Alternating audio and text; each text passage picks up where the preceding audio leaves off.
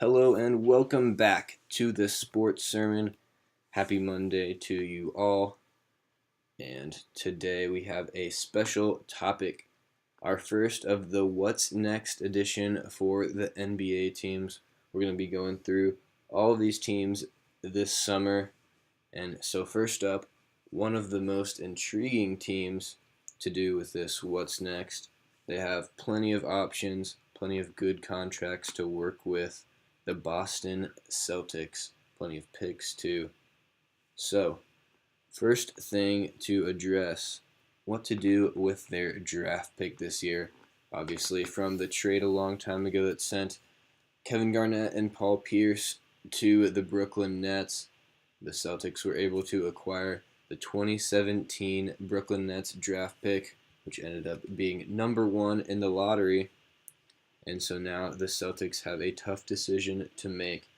Do they keep the pick and take Markelle Fultz, or do they trade it and try and go for a big star, Jimmy Butler, Paul George, or someone else? What do you think? I say you keep it. If I'm Boston, LeBron, you're not going to beat in the next year, 2 years, unless he for some reason leaves the Cavs.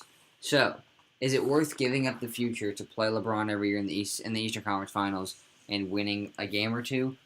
Don't get me wrong, that the Celtics are a good team and all that, but I don't know. I can't lie. Like if it was, I look at it as if I was a Celtics fan, I would not want my team to trade the future for a win now scenario when it's really not that high of a chance of winning now. So, if you keep it, Markelle Fultz, who is the consensus number one on most people you talk to, could be the other guard to whichever guard that the Celtics decide to keep, whether it's Avery Bradley, Marcus Smart, or Isaiah Thomas. They'll all be free agents in the 2018 summer. And it seems like IT will be the guy they keep with his big monster year, but because he's actually bottom five worst defenders in the league, like if you look at his plus minus and all this, and his defensive efficiency, I think he's bottom five players in the NBA. Defensively, it's going to be a tough decision for the Celtics, but if they decide to keep IT, I think Fultz fits in nicely. If they decide to keep Bradley, Fultz can play the one. So really, Markelle can be the other piece to whichever guard they keep, because I don't think they could keep Fultz, Smart, Bradley, and Thomas. It just doesn't make sense, and they just won't be able to afford it financially. So Fultz gives them that flexibility, but also Paul George is leaving, or has the option to leave after this year. So you're basically trading away your future for a 1-year deal. Or if you want to trade for Jimmy Butler, you're trading away for a 2-year deal. If you keep the pick, you're getting Markelle Fultz until 2021. Yeah, 2021. Because it's a 2-year deal plus a 2-year team option. Then in 2021, he gets a qualifying offer and is a restricted free agent. So because of all of that, I think you definitely want to keep someone that a lot of people think could be the next superstar. You can have him until 2021 and can really be someone that you build your team around if you find out that Isaiah Thomas might not be your guy. So I think you keep the pick, and you have the 2018 pick also, which is almost a guaranteed top 5 unless Brooklyn makes a splash in free agency. So you look to trade that if you're really trying to make a trade. Yeah, I also have to strongly agree. I think they keep the pick. I think they had a little bit of a reality check going up against the Cavs in the conference finals, getting that one game, but obviously not even close to enough to beating LeBron and the Cavs. And I think if you're the Celtics, you've got to look at the past of LeBron. The past 7 years, the guy has gone to the finals in the East, blocking out any other team from the East. The Pacers experienced it firsthand. 4 out of the last 6 years have been eliminated by LeBron in the playoffs. So I think you have to keep the pick, find a target year, I think, to go all in and try and go for an old LeBron, beat him, and find the end of his era. I'm thinking in 4 or 5 years when LeBron's 36 or 37. You think the Celtics should wait 4 or 5 years? I don't know. Al Horford's already 31, I think. So you're telling me how Horford's probably not in the plans then. So then you're really just starting over. So basically this team's just makeshift until you can get the team you want. I'm thinking 2018, 2019, you have a chance to do it. You think LeBron at 4? I mean, if you got Markelle Fultz, a budding star, if that's what he becomes, Isaiah Thomas, if they think he's a star, plus you trade that 2018 pick if you can get Jimmy Butler for that. You get Isaiah Thomas, Markelle Fultz, Jimmy Butler. Who's there for? I don't know. Jay No one Crowder, right now. AJ Crowder even, and Al Horford. I think that's a team that could maybe force a good series with LeBron and the Cavs. I don't know. Maybe 4 is a little far out, but I'm thinking 3 or 4. I think LeBron's just. I mean, Kyrie's only gonna get better. Kevin Love's still kind of in his prime right now. I think Cleveland's gonna be good for a good 2, 3, 4 more years, and no matter what the Celtics do, I don't think they're gonna be able to beat LeBron the next 2 or 3 years. So maybe 3 or 4 years out, they have a target year to go all in, I think, and try and go for the Cavs. And I think part of that, you got to keep the pick and take Markelle Fultz.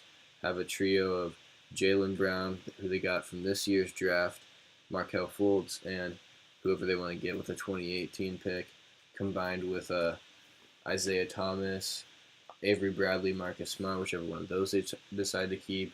Jay Crowder will still be on a nice contract. Al Horford may still be there on his last year. I think that's a really solid team to go against in the Cavs in 3 or 4 years. I like it. I'm thinking that the Celtics could do it more short term, but I like your plan for long term. And I think if you look at the other side, if they get Paul George or Jimmy Butler instead of the Markelle Fultz, obviously there's just no way they're gonna be able to beat LeBron, and obviously Paul George and Jimmy Butler still has the option to leave, which they very well could do after the season or 2 seasons from now. Yep. All right, so moving on, some free agents that make sense this offseason for the Celtics. So I think the obvious one is Gordon Hayward. He can opt out, which I'm not sure if he already has, but he can get out of his deal with the Jazz. And I think ideally, like in a perfect world, the Celtics can get Gordon Hayward and then obviously keep the pick and draft Markelle Fultz. Is that realistic? Probably not that Hayward comes to Boston unless he likes that Brad Stevens connection from Butler. I mean, he's got. I think if Stevens wasn't there, I'd say it's almost no possibility. But because Stevens is there, I think it's possible. So that's the ideal situation.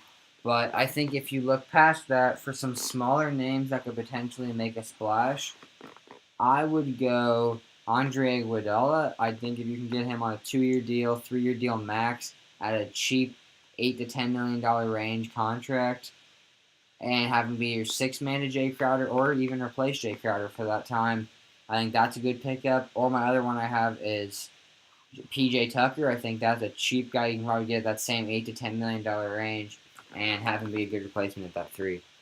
See, you're going a little small. I think if they want to go all in, they have plenty of people to choose from.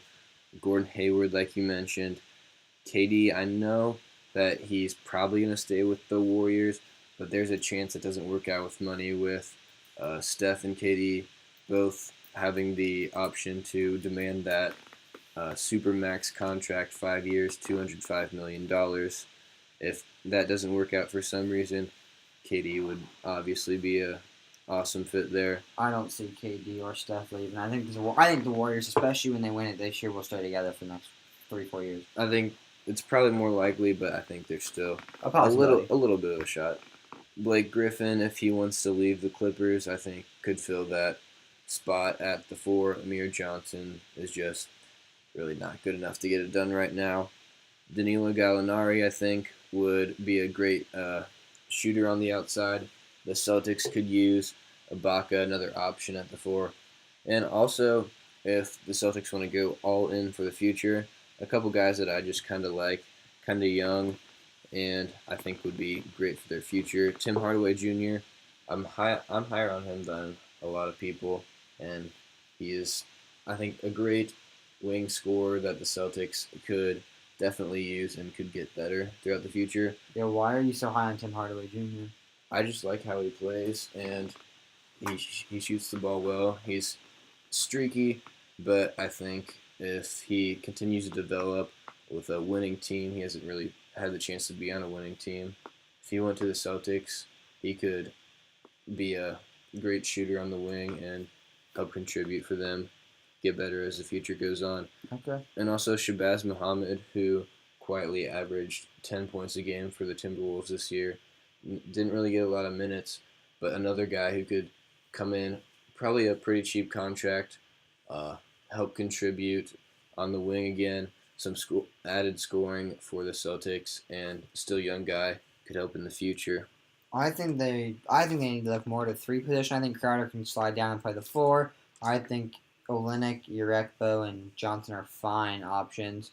I think it's more about finding that three because when Crowder comes out, you cannot rely on Gerald Green to fill that void. And definitely, especially against going up against LeBron in the East, uh, Gerald Green has no chance of stopping LeBron. Exactly. So moving on, one realistic trade that makes sense this offseason for the Celtics to go with. I think you could get the Bulls not now, but I think if you wait till I don't know, it's tough because you need to give them this pick. I feel like the Bulls wouldn't be willing to do it now. But if they were, I think you get Butler and a second rounder for this year's pick and next year's pick. I think the Bulls would do it. I don't think they were looking for a player back. I think they're trying to get younger. So someone like Avery Bradley, who's already 26, I think doesn't make much sense. The only guy that kind of makes sense is Marcus Smart. If they want Smart, if they're looking for one player, I think that's the one guy I would attach to that. But then you ask the Celtics, is it really worth that for a 2-year player? 2 first-round picks that are lottery and Marcus Smart, who was a lottery pick 2 years ago. So then you get to does it make sense for the Celtics? So I think if you can get to 2017 first-rounder, 2018 first-rounder for Jimmy Butler and second-rounder, it makes sense and would put him in contention if they think they could beat LeBron. See, I kind of agree. I don't really find any trade to be super useful for the future unless they just want to throw everything they've got away now and totally invest in the future, which honestly they could be pretty good if they did, but not really realistic that they're going to do that or that they should do that. So, depending on how desperate either the Pacers or the Bulls get that PG or Jimmy won't re-sign, this is kind of a little bit going out there. I don't know if the Pacers or Bulls would really do this, but Jay Crowder, the 2018 Nets pick, and the Celtics 2019. I think this could really go all in for the Celtics right now. Get Jay Crowder gone and PG or Jimmy could totally replace him. Obviously, the production would go up, and they would be able to still get Markelle Fultz in this draft. Yeah, I don't know. I just don't know if you could convince Indiana or Chicago to give up their franchise star for Jay Crowder in a first rounder. I mean, the Celtics 2019, yeah, that's nice, but I mean, it's a 20 top. It's not even top 20 in my opinion. So I don't know. I think if you get a dude, I'd do it in a heartbeat. But it's tough to find a deal that would really make sense for both of them. All right, moving on. Headlines going into next year for the Celtics. My headline, if I had to pick one, was Celtics looking for their own big three as they attempt to dethrone the King. Looking for their own big three as they look to get another piece of Thomas and Horford, but also looking for that three position in that small forward. So kind of a double meaning there with the word big with the three there as they attempt to dethrone the King, referencing LeBron James. So that's my headline. Celtics looking for their own big three as they attempt to dethrone the King. All right, I have a couple of them, kind of basic, but what the Celtics really need to be thinking about for their future. One, can they overcome the Cavs? Is there any possible way, depending on however much they decide to go all in for next year, is there any way that they could be able to beat LeBron and the Cavs? I think some people in the Celtics organization think they could. So if they think that, go all in, go for it.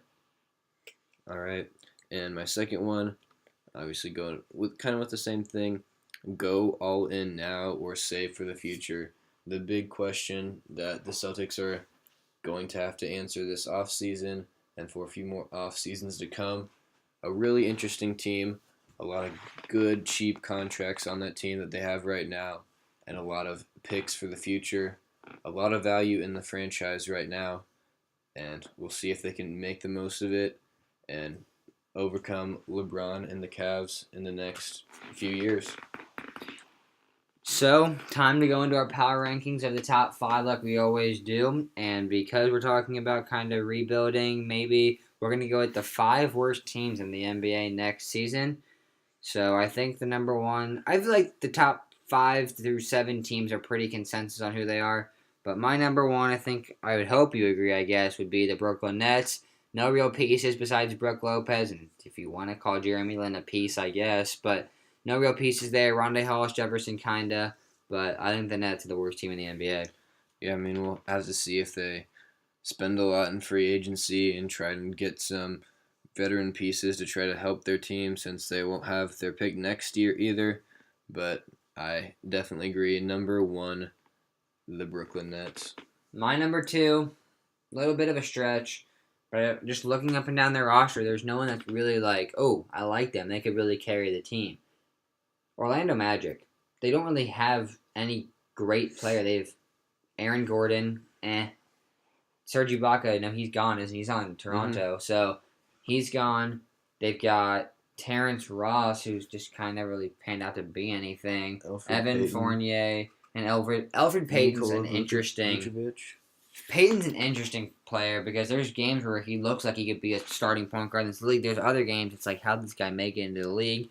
All in all, the Magic just do not have very many pieces at all, and I just think they're atrocious to watch. So they're my number 2 worst team in the league.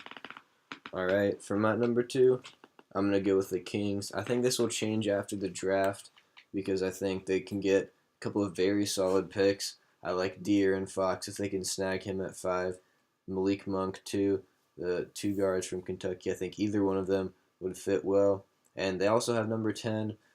So a lot of rebuilding to do in the future for the Kings, but right now they have Buddy Hield and a few young big guys and literally nothing else. Yeah, I've got you following at the 3 at the Kings. I'm higher on Buddy Hield than most people, I think. No, I'm not Vlade Divac. I think he's the next Steph Curry, but I think he'll be a good little player. And Papagiannis was an interesting pick. Labissiere almost was a better pick there than Papagiannis, but I think they've got enough young pieces to not be terrible, but they definitely will not be good. All right, so moving on, number 3, I've got the Suns at my number 3. Right now, they're just way too young to be able to compete. Obviously, as that team grows together, they've got a lot of great young pieces. Eric Bledsoe, Devin Booker, T.J. Warren, Alex Len, Dragan Bender. If those guys all work out and mature together and stay together, the Suns could be a team to watch out for in the future, but that's not going to be for 4 or 5 more years. Right now, they are just too young, too inexperienced to compete on the NBA level. Number 3 worst team for me. All right, I've got the Mavericks coming in at number 4. I like the Suns. I think Devin Booker's a good player. I've got the Mavericks at 4. I think Dirk's coming to the end. Harrison Barnes is a good enough player. But basically, what really came down to my decision at 4 and 5 was the Mavericks and Suns, as you just talked about. And I kind of went, okay, who's their best player? Devin Booker and Harrison Barnes. Which one do I think's better? Booker. All right, that's my pick. Both don't really have that much help right now. And I guess Booker's got more young pieces, so I gave them a little more love, and so that's why I kind of have the Mavericks at 4, just because I think they're worse than the Suns. Yeah. For my number 4, I'm going to go with the Magic. Like you talked about earlier, no real superstar or really anybody who can even turn into a superstar on that franchise right now. Just kind of a mess and not a very good team right now. They're going to have some good drafts in the future. Convince a free agent to go down to Orlando maybe to get out of this hole because really no one they can build around right now. Yeah, they've had nobody since Dwight Howard in 2011 when he left. And number 5, the Mavericks, you had them at number 4. They have Harrison Barnes. I mean, on the max contract. Obviously, that's not going to be a good deal. That's really going to work out for them. Dirk coming to the end of his career. Yogi Ferrell, I mean, he's a good point guard, but not going to be really the future, anything to build around. Same with Seth Curry and all them, yeah. All right, for my number 5, I got the Suns. Like I mentioned, I was kind of there between the Suns, Lakers, and Sixers.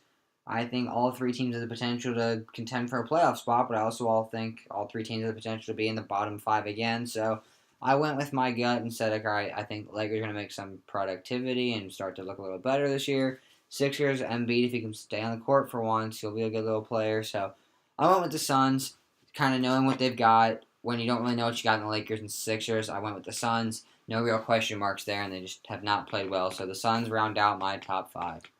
Yeah, what you're talking about with the Suns, Lakers, and Sixers, kind of all of them in the same position in the middle of a rebuild. Got a lot of young guys with a lot of potential to become NBA stars.